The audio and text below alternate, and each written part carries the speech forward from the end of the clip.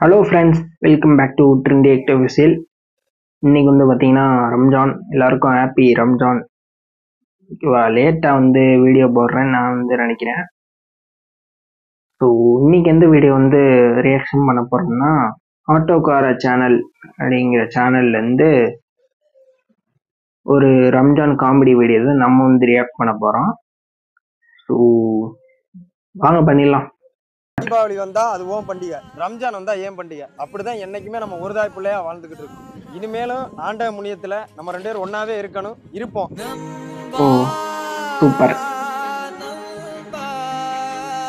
அது ஒண்ணுமில்ல மச்சான், எப்படி இன்னைக்கு ரம்ஜான் வேற, வீட்டுல பிரியாணி ஆக்கிருப்பிய, என்னைய சாப்பாட்டுக்கு கூப்பிடணும்னு நினைப்ப மச்சான். சாப்பாட்டுக்கு மட்டும் என்னைய கூப்பிடக்கூடாது, அதுக்கு முன்னாடி சிறப்பு தொழுகைக்கு என்னைய கூப்பிட கலந்துக்கிருவேன்.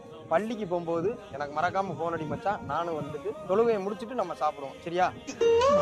அப்புறம் மச்சான் ரகுமா, ஹாப்பி ரம்ஜான்ரா. டேய் ரகுமா போன் என்கிட்ட கொடுத்துட்டு போயிருக்கான்டா.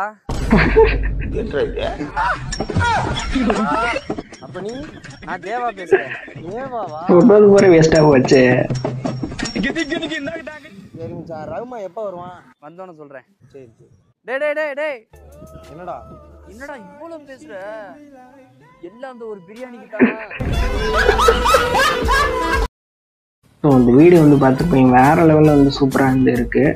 ஆட்டோக்கார அண்ணன் வந்து சூப்பராக வந்து கண்டென்ட் எடுத்து வந்து போட்டு வச்சுருக்காங்க அந்த அண்ணனும். ஸோ ஒரு பிரியாணிக்காக தான் எல்லாருமே வந்து இது பண்ணுறாங்க. பயங்கரமாக வந்து சரியான ஃபன்னாக இருக்குது. இந்த பிரியாணியும் ரம்ஜான் பிரியாணி வந்தாவே மச்சான் பிரியாணி தாடா, இந்த பிரியாணி தாடான்னு வந்து ஃபோன் அடிச்சிடுறாங்க. அவனுக்கு முஸ்லீம் ஃப்ரெண்ட்ஸ் இருக்கிறதே பெரிய இதுதாங்க, அதிர்ஷ்டம்.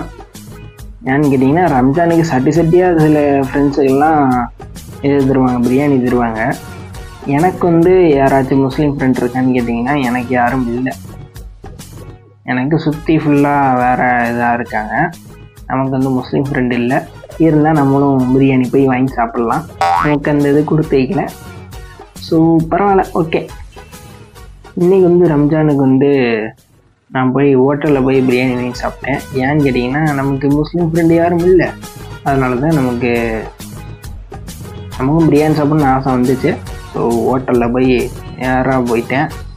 போய் ஒரு சிக்கன் பிரியாணி ஃபுல் கட்டிட்டு வந்துட்டேன். அது வேறு லெவலில் இருந்துச்சுங்க. இந்த பாய் வீட்டு பிரியாணினா அது சூப்பராக இருந்திருக்கும். இது வந்து சாதாரண ஹோட்டலு, அவங்க பாயா இல்லையான்னு தெரில. சாதாரண பிரியாணி ஏதோ டேஸ்ட்டாக தான் இருந்துச்சு. ஆனால் பாய் வீட்டு பிரியாணி இன்னும் ரொம்ப சூப்பராக இருந்திருக்கும். அது நமக்கு கிடைக்கல.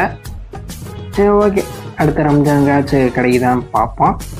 ஸோ ஓகேங்க, இந்த வீடியோ வந்து அவ்வளோதான். இந்த வீடியோ உங்களுக்கு வந்து பிடிச்சினா லைக் பண்ணுங்கள், ஷேர் பண்ணுங்கள், கமெண்ட் பண்ணுங்கள். மறக்காமல் நம்ம சேனல் சப்ஸ்கிரைப் பண்ணிடுங்க. இன்னொரு சூப்பரான விஷயம் வீடியோட உங்களால் சந்திக்கிறேன். பாய்.